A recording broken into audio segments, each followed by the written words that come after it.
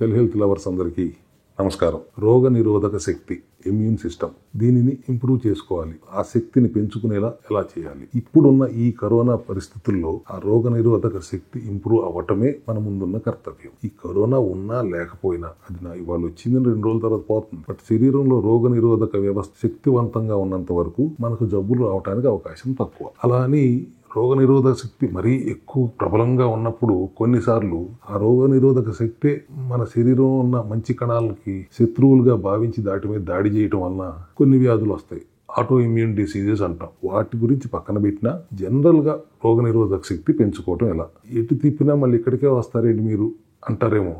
కణజాలం సరిగ్గా పనిచేస్తున్నంత కాలం రోగనిరోధక శక్తి చాలా బాగా ఉంటుంది శరీరంలో. ఎప్పుడైతే సెల్ మాల్ ఫంక్షన్ అవుతుందో అప్పుడే రోగనిరోధక శక్తి క్షీణిస్తుంది. ఆ కణజాలం పవర్ఫుల్ గా పనిచేయడానికి, హెల్దీగా ఉండటానికి, సెల్ హెల్దీగా ఉండటానికి, సెల్ మాల్ ఫంక్షన్ కాకుండా చూసుకోవడానికి, ఒకవేళ మాల్ ఫంక్షన్ అయితే దాన్ని రిపేర్ ఎలా చేయాలి, వీటి చుట్టూనే మనం ఎప్పుడు ఆలోచనలు ఉండాలి. Healthy cells, unless you fix the cell you can never get well. ఇదే ఫ్రెటర్నిటీలో మన సెల్ హెల్త్ క్లినిక్లో మా టీం అంతా పనిచేస్తుంది. సో ఇప్పుడు ఇమ్యూనిటీ పెంచుకోవాలంటే సెల్ మాల్ ఫంక్షన్ జరగకుండా చూసుకోవాలి. సెల్ మాల్ ఫంక్షన్ జరగకుండా చూసుకోవాలంటే శరీరంలో ఏదైతే డెఫిషియన్సీ ఉంటుందో ఆ డెఫిషియన్సీ లేకుండా ఉండటం చూసుకోవాలి. Vitamin deficiency, mineral deficiency, enzyme deficiency, న్యూట్రియం deficiency and too much of toxicity, ఈ కారణాల వల్లనే కణం తప్పు చేస్తుంది, రోగనిరోధక శక్తి క్షీణిస్తుంది. దీనిని బ్యాలెన్స్ చేసుకోవటమే మన ముందున్న కర్తవ్యం. Medium chain fatty acids, capric, caprylic, monolauric acids పుష్కలంగా ఉన్న కురుడి కొబ్బరి నుంచి తీసిన ఆయిల్ ని పొద్దున 10 గ్రాములు, సాయంత్రం 10 గ్రాములు తాగండి. Anti microbial, brain function, bone function, heart function improve చేస్తుంది. తద్వారా రోగనిరోధక శక్తి పెరుగుతుంది. ఒమేగా 3 ఫ్యాటీ యాసిడ్స్ తీసుకోండి. అది కూడా అందరూ వాడే చేప నూనెల గురించి నేను చెప్పట్లా. చేపలో ఒమేగా 3 రావడానికి కారణమైన సముద్రంలో ఉన్న ఆ ఆల్గే, దాని నుంచి ఎక్స్ట్రాక్ట్ చేసిన పూర్తి వేగన్ ఆయిల్ అయితే ఫిష్ ఆయిల్లో ఉండే ఒమేగా 3 EPA DHA కంటే 3 రెట్లు అధికంగా ఉన్న ఆ ఆల్గే నుంచి తీసిన ఒమేగా 3 ఫ్యాటీ యాసిడ్స్ తీసుకోండి. ఎమిలైజ్, లైపేస్ లాంటి మల్టీ ఎంజైమ్ క్యాప్సూల్ సప్లిమెంట్ ఒకటి తీసుకోండి. అలాగే మల్టీ విటమిన్ తీసుకోండి. మల్టీ మినరల్స్ ఉన్న సప్లిమెంట్ ఇదని తీసుకోండి. లేదంటే మన దగ్గర ఉన్న ఆల్కలైన్ మినరల్ డ్రాప్స్ వాడండి. సి విటమిన్ ఎక్కువగా ఉండేలా చూసుకోండి.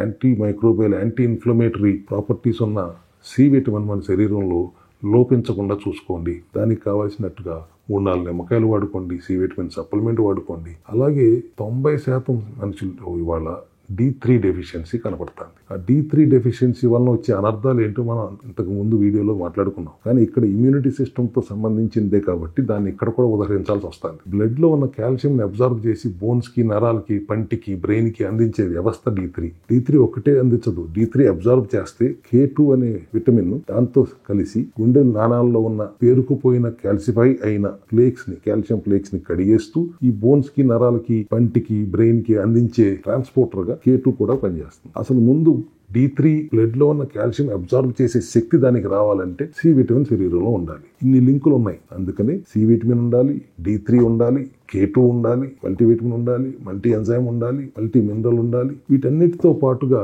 తక్కువ కార్బోహైడ్రేట్ ఉన్న ఆహారం తీసుకోవాలి. అదే మన సెల్యులార్ మెటబాలిక్ డైట్ ప్రోగ్రామ్ గురించి అర్థం చేసుకోవాలి. ఇన్ని రకాలుగా డైట్ లో లేకపోయినా తీసుకోవాల్సిన జాగ్రత్తలు కూడా మేము చెప్తున్నాం. ప్రివెంటివ్ హెల్త్ కేర్ దిశగా మనం మాట్లాడుతున్నాం. ఇమ్యూనిటీ పెంచుకునే దిశగా మనం మాట్లాడుతున్నాం. ఆ దిశగా మాట్లాడుతున్నప్పుడు ఇప్పుడు నేను చెప్పిన లోపాలన్నింటినీ బ్యాలెన్స్ చేస్తూ బాడీని డీటాక్స్ చేసుకుంటూ, కొబ్బరి నూనె తాగడం వల్ల కూడా బాడీ డీటాక్స్ అవుతుంది. ఇందాక నేను పిప్పళ్ళు లాంటివి వాడిన డీటాక్స్ అవుతుంది. మన వంటిల్లే ఔషధాలు ఏమని చెప్పుకున్నాం కదా, దాంట్లో ఉన్న వెల్లుల్లి, అల్లం, పసుపు, వీటి వల్ల కూడా డీటాక్స్ అవుతుంది. ఎక్కువ నీరు తాగటం వల్ల కూడా డీటాక్స్ అవుతుంది. ఎక్కువ 4 లీటర్లు 5 లీటర్లు నీళ్లు తాగమంటున్నాం. మీరు తాగలేము అంటే దానికి కూడా ఉపాయం తీసుకొచ్చాం, సొల్యూషన్ తీసుకొచ్చాం. సెల్ హెల్త్ ఎక్కువ తాగండి, 2 లీటర్లు చాలు, డీటాక్స్ అవుతుంది.